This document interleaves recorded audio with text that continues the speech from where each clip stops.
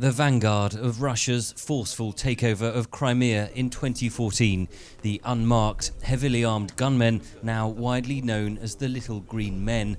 Moscow initially denied they were Russian military, yet weeks later, similar unidentified armed units appeared in eastern Ukraine. The simultaneous deployment of disinformation and military power has become known as hybrid warfare. Speaking at this month's United Nations General Assembly, Ukrainian President Petro Poroshenko said such tactics are being waged against the whole Western world.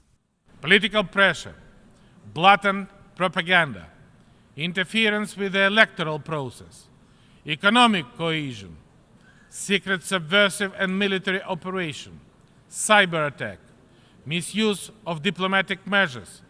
These are modern and convenient methods of the undeclared war. At a conference on information warfare at the London-based Royal United Services Institute this week, NATO's Director of Strategic Communications said the West is playing catch-up. The technology is ours. The marketing powerhouses are in our countries. Yet we're having this discussion against the feeling of being pushed by different actors. Russia, Daesh, also China, in more subtle ways. The conference focused on the growing reach of Russian state media, such as the 24-hour news channel Russia Today, or RT, often accused of being a propaganda outlet for the Kremlin. Senior editor at The Economist, Edward Lucas, argued channels like RT should not be considered as journalism.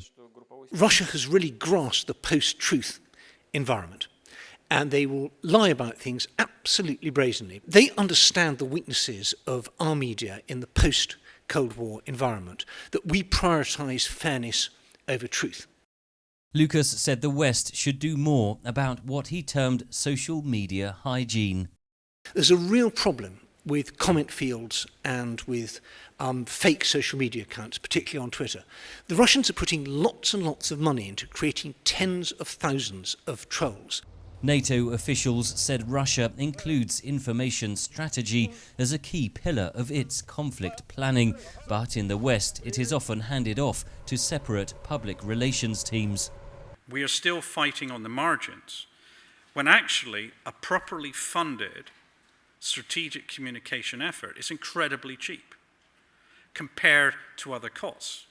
Laity warned Russia was deploying disinformation and hybrid warfare in its intervention in Syria, most recently in the disputed bombing of an aid convoy outside Aleppo earlier this month. He added the West must learn how to fight back. Henry Ridgwell for VOA News, London.